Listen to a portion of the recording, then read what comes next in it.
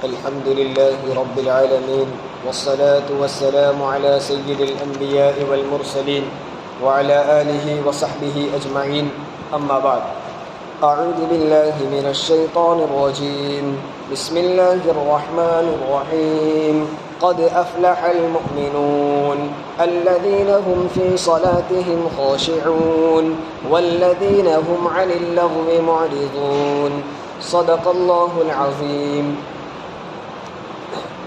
یہ سورہ مؤمنون کی ابتدائی آیات ہے۔ اس سورت کے فضائل میں یہ روایت ہے، حضرت عمر بن خطاب رضی اللہ تعالیٰ عنہ فرماتے ہیں کہ نبی کریم صلی اللہ علیہ وسلم پر جب وحی نازل ہوتی تھی تو آپ کے پاس مکھی کے بھنبھناہٹ کے آواز کی طرح آواز آیا کرتی تھی۔ ایک صحابی رضی اللہ عنہ فرماتے ہیں ایک مرتبہ حضور اکرم صلی اللہ علیہ وسلم کے پاس بیٹھے ہوئے تھے تو ہم نے یہ آواز سنی، ہمیں پتہ چلا کہ حضور پر کوئی وحی نازل ہو رہی ہے، تو آپ صلی اللہ علیہ وسلم پر نازل ہونے والی وحی کو سننے کے لیے ہم بیٹھ گئے کہ تھوڑی دیر انتظار کرتے، ابھی نہیں جانا ہے، جب آپ پر یہ وحی کی کیفیت ختم ہوگی اور آپ قرآن کی آیات سنائیں گے تو تازہ تازہ وحی ہم سن کر پھر جائیں گے۔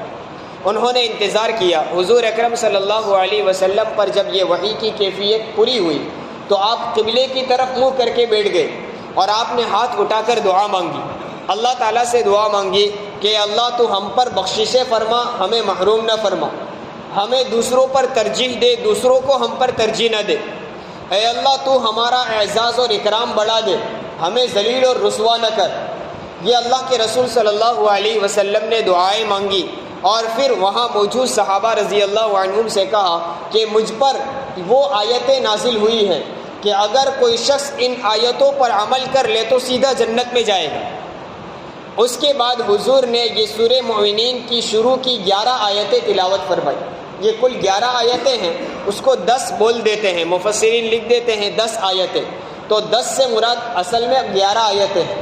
جیسے ہمارے یہاں بھی پورا جز بولا جاتا ہے، ادھورے کو نہیں بولتے عام طور پر۔ مثال کے طور پر 2:02 ہوئے ہو، ہم کسی سے پوچھیں کتنا وقت ہوا کہ 2 بجے، 2 منٹ کو کوئی گنتا نہیں ہے۔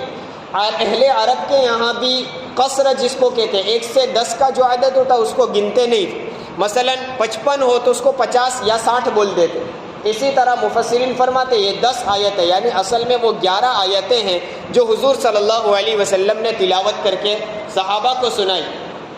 اور اس کے بارے میں کیا فرمایا کہ جس نے ان آیتوں پر عمل کر لیا وہ سیدھا جنت میں جائے گا۔ حضور اکرم صلی اللہ علیہ وسلم کی باتوں پر ہمیں یقین ہے یا نہیں؟ بالکل ہمارا 100% عقیدہ ہے کہ حضور کی زبان سے کبھی جھوٹ نہیں نکلا۔ تو یہ آیتیں ہم پڑھیں گے اور غور سے سنیں گے اور اپنی زندگی میں ایک نیا انقلاب پیدا کرنا ہے کہ یہ آیتیں کچھ بھی ہو جائے ہمیں اس پر عمل کرنا ہے، محنت کریں گے، کوشش کرنا ہمارا کام ہے، توفیق دینا، ہدایت دینا اور اس عمل میں جان پیدا کرنا یہ اللہ کے ہاتھ میں ہے۔ ہماری کوششیں ہوں گی، اللہ تعالیٰ کی طرف سے اسی طرح کے فیصلے ہوں گے۔ تو پہلے یہ نیت کریں کہ جو آیتیں ان کی تفسیر اور معانی یہاں بیان کیے جائیں گے انشاءاللہ ان پر ضرور عمل کریں گے۔ ایک روایت میں ہے ایک صحابی رضی اللہ عنہ نے حضرت عائشہ صدیقہ رضی اللہ تعالی عنہا سے پوچھا کہ حضور اکرم صلی اللہ علیہ وسلم کے اخلاق کیا تھے، آپ کا طور و طریق، آپ کی عادتیں کیا تھیں؟ تو حضرت عائشہ رضی اللہ عنہا نے فرمایا کہ آپ صلی اللہ علیہ وسلم کے اخلاق اور آپ کے طبیعی عادات وہی تھے جو قرآن میں ہیں۔ اور پھر حضرت عائشہ رضی اللہ عنہا نے سورہ مومنین کے یہ 11 آیتیں پڑھ کر سنائی کہ یہ حضور کے اخلاق، یہ حضور کی عادات اور آپ کی طبیعتیں تھیں۔ کیا کہا ہے؟ پہلی آیت فرمائی قد افلح المؤمنون۔ قد کا معنی ہوتا ہے پکی بات ہے، یقینی بات ہے، حقیقتاً کامیاب ہو گئے۔ قد افلح، حقیقت یہ ہے کہ کامیاب ہو گئے کون لوگ؟ المؤمنون، مومنین لوگ۔ پہلے ہم یہ سمجھ لیں کہ کامیابی شریعت کی نظر میں کہتے کس کو ہے؟ فلاح کا لفظ قرآن و حدیث میں جا بجا آتا ہے، اذان میں اور اقامت میں بھی بولا جاتا ہے حی علی الفلاح، ہم اس کا ترجمہ کر دیتے آؤ کامیابی کی طرف۔ یہ ہماری زبان کا ترجمہ ہے کامیابی، اور ہماری نظر میں تو چھوٹی موٹی کامیابی کو بھی ہم کامیابی کہتے ہیں۔ شریعت کامیاب کس آدمی کو کہتے ہیں؟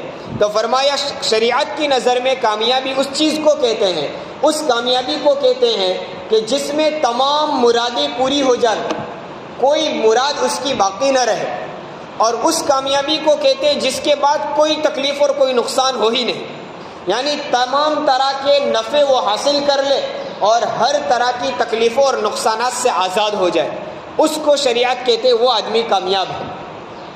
اب اگر اس میں غور کیا جائے تو یہ کامیابی جس میں تمام مرادیں پوری ہو جائے اور ہر قسم کی برائیوں اور تکلیفوں سے آدمی محفوظ ہو جائے، اس طرح کی کامیابی دنیا میں حاصل ہونا ناممکن ہے۔ دنیا کے اعتبار سے آدمی اپنی نظر میں وہ جتنا بھی کامیاب ہو، لیکن کوئی شخص ایسا نہیں ہے دنیا میں جس کو کسی طرح کی کوئی فکر ہی نہ ہو، وہ چاہے بادشاہ بن جائے، پوری دنیا کا بھی بادشاہ بن جائے، تو بھی اس کے ساتھ ایسی ضروریات لگی ہوئی ہے کہ اس کے ساتھ کچھ نہ کچھ اس کو نقصان بھی اٹھانا پڑتا ہے، کوئی نہ کوئی غم بھی اس کے ساتھ لاحق ہوتا ہے، اور اگر کچھ بھی نہ ہو تو کم از کم اتنا ہوتا ہے کہ یہ جو بادشاہت مجھے ملی ہے کہیں وہ ختم نہ ہو جائے۔ تو اللہ کی دی ہوئی نعمتوں کے کبھی ختم ہونے کا غم ہوتا ہے، اور کبھی اس کے علاوہ بہت ساری ضروریات اس کی ایسی لگی ہوئی ہے جس کی وجہ سے اس کو نقصان اٹھانا پڑتا ہے۔ تو پھر یہ کامیابی ملے گی کہاں؟ مفسرین نے کہا حقیقی کامیابی جس کو شریعت کامیاب کہتی ہے، وہ کامیابی جنت میں نصیب ہوگی۔ وہاں جانے کے بعد انسان کی تمام مرادیں پوری ہو جائیں گی، اب کسی چیز کی کوئی تمنا باقی نہیں رہ جائے گی، اور اس کو وہاں جانے کے بعد کوئی نقصان اٹھانا بھی نہیں پڑے گا۔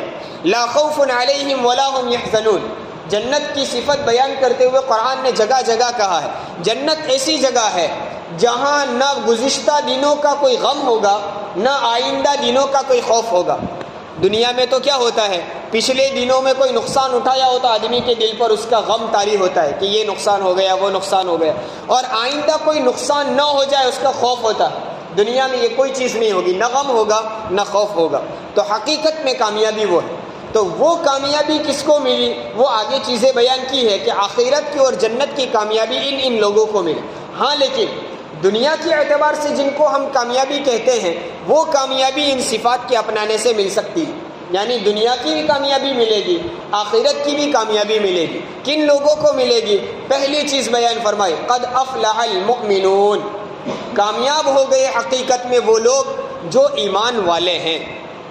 کامیابی کی پہلی شرط ایمان کا ہونا۔ ایمان کے بغیر کوئی آدمی ظاہری نگاہوں میں جتنا کامیاب نظر آئے، حقیقت میں وہ ہرگز کامیابی نہیں، وہ نقصان ہی نقصان میں ہے۔ کامیابی کے لیے پہلی چیز ایمان۔ کن چیزوں پر ایمان لانا ہے؟ ہم بچپن سے پڑھتے آئے ہیں آمنت باللہ وملائکتہ وکتبہ ورسلہ والیوم الآخر والقدر خیرہ وشرہ من اللہ تعالی والبعث بعد الموت۔ یہ ساری چیزوں پر ایمان لانا ضروری ہے۔ آمنت باللہ، اللہ پر ایمان لانا، وملائکتہ، فرشتوں پر ایمان لانا، وکتبہ، اللہ کی کتابوں پر ایمان لانا، ورسلہ، اللہ کے رسولوں پر ایمان لینا، والیوم الآخر، آخرت کے دین پر ایمان لانا، والقدر خیرہ وشرہ من اللہ تعالی، اچھی اور بری تقدیریں اللہ کی طرف سے ہیں، اچھے فیصلے آئے وہ بھی اللہ کی طرف سے، برے فیصلے آئے وہ بھی اللہ کی طرف سے، یہ ہمارا عقیدہ ہے۔ والبعث بعد الموت، 7 چیزیں گنوائی ہیں۔ بعث بعد الموت کا معنی موت کے بعد دوبارہ زندہ ہونا، یہ ہمارا عقیدہ ہے، اور اس پر ہمیں پورا یقین رکھنا ہے، تو ہی وہ آدمی مومن سمجھا جائے گا۔ ان میں سے کسی ایک چیز پر اگر ہمارا یقین نہیں ہے، ایمان نہیں ہے، تو وہ آدمی مومن نہیں ہو سکتا، وہ ایمان والا نہیں ہو سکتا۔ ان باتوں کا یقین ہمیں بٹھانا ہے، اس لیے بچپن سے ہمیں یہ ایمان مفصل یاد کروایا جاتا ہے۔ ان باتوں کو ہم زبان سے بولے بھی اور ان چیزوں کو اپنے دلوں میں بٹھائے۔ بہت سی مرتبہ انسان غفلت میں اس طرح کے الفاظ بول جاتا ہے، کبھی آخرت کا خوف دلایا جائے تو مومن بندے بھی یہ بول پڑتے ہیں کہ وہ آخرت میں دیکھی جائے گی، کس کو پتہ ہے کیا ہوگا۔ ارے ہمارا عقیدہ ہے، ہمارا یقین ہے دوبارہ ہم مرنے کے بعد پھر سے زندہ ہونے والے، آخرت میں ہماری اللہ کے سامنے پیشی ہوگی۔ اگر اس کے متعلق اس طرح کے الفاظ بول دیے تو ایمان کا خطرہ ہے۔ اس لیے ان چیزوں پر ہمیں ایمان رکھنا ہے۔ ایمان رکھنے کا کیا مطلب ہے؟ ان چیزوں کو زبان سے بولے بھی اور ان چیزوں کا یقین، عقیدہ اپنے دلوں میں بٹھائے۔ اللہ کرے کہ ایمان کی قدر ہمارے دلوں میں پیدا ہو جائے۔ آج ایمان والے اپنے ایمان پر خود شک و شبہ کے شکار ہو چکے، دنیا کی طاقتیں یہ فکر میں لگی ہوئی ہے کہ ایمان والوں کو ایمان ہی کے بارے میں شک میں ڈال دیا جائے۔ اب ہم احساس کمتری کا شکار ہوتے ہیں۔ خود مسلمان کو اپنے اسلام پر شک ہوتا ہے، اور وہ دنیا کے حالات دیکھتا ہے کہ ہر جگہ مومن پریشان ہے، مسلمانوں پر دباؤ ڈالا جاتا ہے، تو وہ اپنے آپ سے کمتری کے شکار ہو جاتے ہیں کہ دیکھو دوسرے لوگوں کو کتنا عیش، کتنا آرام، کوئی خوف بھی نہیں ہے، ان کے پاس بادشاہتیں ہیں، ان کے پاس ملکیتیں ہیں، وہ دنیا کے اعتبار سے عیش و آرام میں۔ ارے بھائی، آپ کے پاس جو یقین، آپ کے پاس جو ایمان ہے، ہمارے پاس جو دولت ہے وہ دولت ان کے پاس نہیں ہے۔ ہمارے پاس موجود دولت ان کی ساری دولتوں سے بڑھ کر ہے۔ ان کی دولت تو چند دن کی ہے، وہ ختم ہو جائے گی۔ ہماری اصل زندگی مرنے کے بعد شروع ہوگی، اور اس وقت ہمارے آرام اور راحت کا اصل سبب جو بنے گا وہ ایمان ہے۔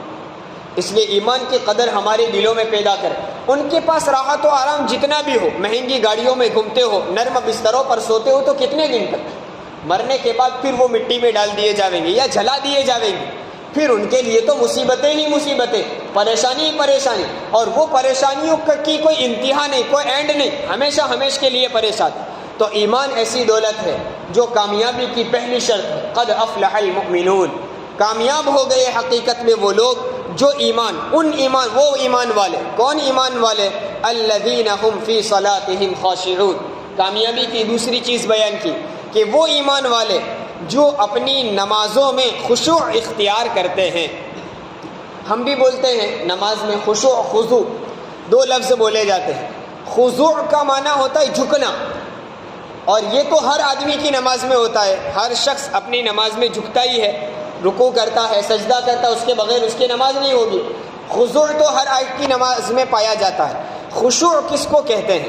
خشوع کا معنی ہے سکون کے ساتھ نماز پڑھنا، دل کا سکون بھی ہو اور اعضاء کا سکون بھی ہو۔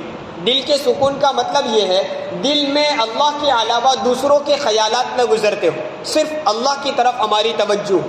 اور اعضاء کے سکون کا مطلب یہ ہے کہ نماز میں بلا وجہ کی حرکتیں نہ کر۔ دیکھیے، ایک ہے حرکت اور ایک سکون۔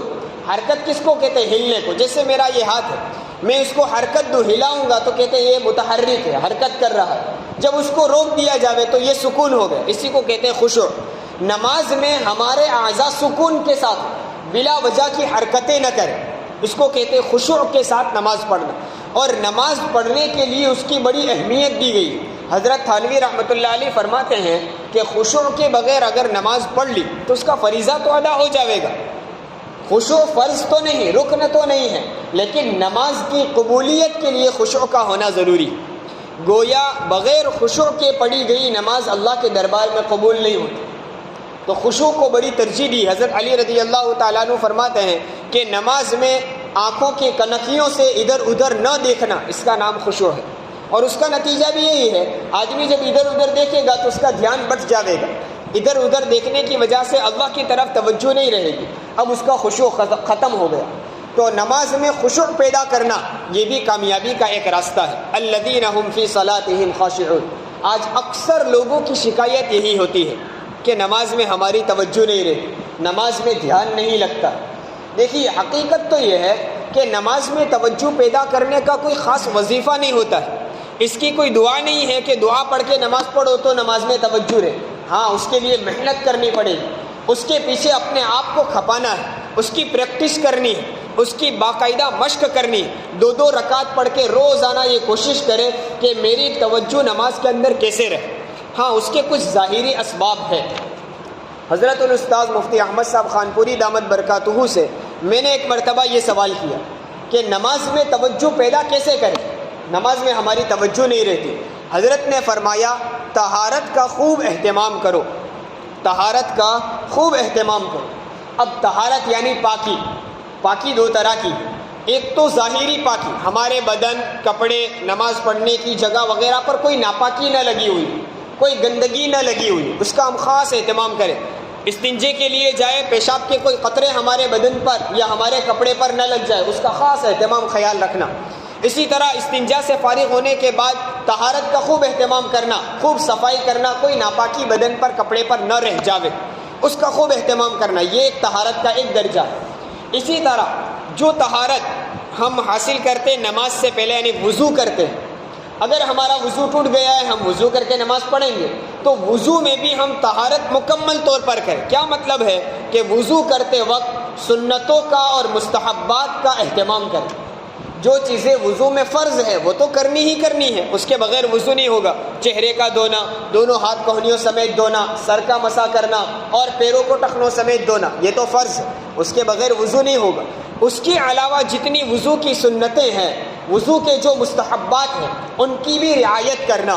پورے سر کا مسح کرنا، ہو سکے قبلے کی طرف منہ کر کے نماز پڑھنا، وضو میں اسراف نہ کرنا، پانی زیادہ استعمال نہ کرنا، ضرورت سے زیادہ پانی نہ بہانا، وضو کرتے وقت دنیا کی باتیں نہ کرنا، ناک صاف کرتے وقت بائیں ہاتھ کا استعمال کرنا، دانے ہاتھ سے نہ کرنا. یہ ساری چیزوں کا بھی اہتمام کریں گے تو اس کا اثر نمازوں پر پڑے گا. جیسا ہمارا وضو اہتمام کے ساتھ ہوگا، اس کا اثر ہماری نمازوں پر بھی آئے گا. تو یہ طہارت کا خوب اہتمام. پھر جب ہم نماز شروع کریں تو نماز میں توجہ پیدا کرنے کے لیے جو چیزیں ہم نماز میں پڑھیں ان کو ہم توجہ کے ساتھ اس کے پیچھے غور کر کے پڑھیں. مثال کے طور پر اللہ اکبر کہیں تو ہم توجہ کے ساتھ اللہ اکبر کہہ کے میں اللہ کی بڑائی بیان کرتا ہوں. پھر ہاتھ باندھ لیے، اب ہمیں ثنا پڑھنی ہے تو ہماری توجہ ہو کہ ابھی ہمیں ثنا پڑھنی ہے، سبحانک اللہم پڑھا. پھر ہمارا دھیان ہو کہ اس کے بعد مجھے وبحمدک پڑھنا ہے. اس طرح ہم دھیان دے دے کر پڑھیں، ایک ایک سورت کو، ایک ایک آیت کو اور ہر چیز کو توجہ سے پڑھیں. رکوع میں جائیں تو استحضار کے ساتھ جائیں کہ میرا رب میرے سامنے موجود ہے. اللہ اکبر کہہ کر ہم اپنے نفس کو یہ متوجہ کریں کہ تیری کوئی حیثیت نہیں، اللہ اکبر، اللہ بہت بڑا ہے، اس لیے میں اس کے سامنے اپنا سر جھکاتا ہوں. اور پھر اس توجہ کے ساتھ اپنے سر کو جھکائے کہ میرا رب میرے سامنے موجود ہے. رکوع کرنے کا جو طریقہ مسنون طریقہ ہے اس کے مطابق ہم رکوع کریں کہ کمر اور سر اور سرین سیدھی ہو، ہمارے ہاتھ تک گھٹنوں کے اوپر ہو اور گھٹنوں کو ہم مضبوطی کے ساتھ پکڑ لیں. پھر اس استحضار کے ساتھ سبحان ربی العظیم پڑھے کہ پاک ہے میرا وہ پروردگار جو عظیم ہے، جو بلند و بالا ہے. اس استحضار کے ساتھ پڑھیں. شروع میں جب ہم یہ کوشش کریں گے تو تھوڑی دیر توجہ رہے گی، پھر دوسرے خیال آ جائیں گے تو ان خیالات کو ہمیں ہٹانا ہے، پھر واپس توجہ لانی. روزانہ اس طرح محنت کریں گے، انشاءاللہ ایک دن وہ آئے گا کہ ہماری پوری نماز توجہ کے ساتھ، خشوع و خضوع کے ساتھ ہو جائے. اگر نماز میں بلا اختیار کوئی ایسے خیالات آ جاتے ہیں تو انسان اس کا مکلف نہیں، بغیر اختیار کے آ جائے تو اس کو ہم اس کے مختار نہیں، وہ تو آ جاتے ہیں، اس پر ہماری پکڑ نہیں ہوگی. لیکن کوئی خیال آ گیا تو اب اس کو ہٹانا، اس کو اگنور کرنا، اس کی طرف توجہ نہ دینا، یہ ہمارے قبضے میں. اس لیے جو کوئی خیال آئے فوراً ہم اس کو ہٹا دیں. یہ ہماری نمازوں میں اصل توجہ نہ ہونے کی وجہ سے دوسرے خیالات آ جاتے. ورنہ آدمی کبھی کوئی کام میں مشغول ہوتا ہے تو اطراف میں بہت سارے ایسے کام ہوتے ہیں جس کی طرف اس کی توجہ نہیں ہوتی. ایک مرتبہ میں نے حضرت ہی سے پوچھا کہ نماز میں بہت محنت کرتے ہیں، توجہ نہیں ہوتی. حضرت نے فرمایا دیکھو ہم مسجد میں بیٹھے ہوئے ہیں، ہم آپس میں بات چیت کر رہے ہیں، ہماری توجہ بھی یہاں ہے. اب یہیں مسجد سے لگا ہوا راستہ ہے، وہاں سے گاڑیاں گزر رہی ہے، ٹرک گزر رہے، اس کا آواز بھی آتی، لیکن کبھی ہم کھڑے ہو کر دیکھنے نہیں جاتے کون سا ٹرک گزرا. کبھی کسی آدمی کے باتیں کرنے کی آواز آئی تو ہم کھڑے ہو کر دیکھنے نہیں جاتے کون ہے، کیا بات ہے. وہ اپنا کام کرتے ہیں، اس کی طرف کوئی توجہ نہیں دیتے. ہم راستے سے گزر رہے ہوتے ہیں یا دکان پر کھڑے ہوئے ہوتے ہیں تو یا دکان پر ہم اپنا تجارت کاروبار کر رہے ہوتے ہیں، راستے سے گزرنے والے دن میں سینکڑوں آدمی گزرتے، لیکن اکثر وہ ہوتے ہیں جس کی طرف ہماری توجہ بھی نہیں ہوتی. اگر ان کو پوچھو کہ یہاں سے دن بھر میں کون سی گاڑیاں گزری اور کون سے انسان گزرے، وہ کہے گا مجھے کیا معلوم، مجھے تو اپنے دھندے میں توجہ دینی. تو جس طرح ہماری وہاں توجہ ہوتی ہے اور اطراف میں بہت سارے کام ایسے ہوتے ہیں جس کی ہمیں خبر تک نہیں ہوتی، اس طرح ہمیں نماز بھی پڑھنی ہے کہ ہمارا کام ابھی نماز کا ہے، اطراف میں جو کچھ ہو ہماری اس کی طرف توجہ نہ جائے. اللہ تبارک و تعالی ایمان کی صحیح قدر بھی ہمیں عطا فرمائے اور نماز کا خشوع خضوع عطا فرمائے. آمین. وآخر دعوانا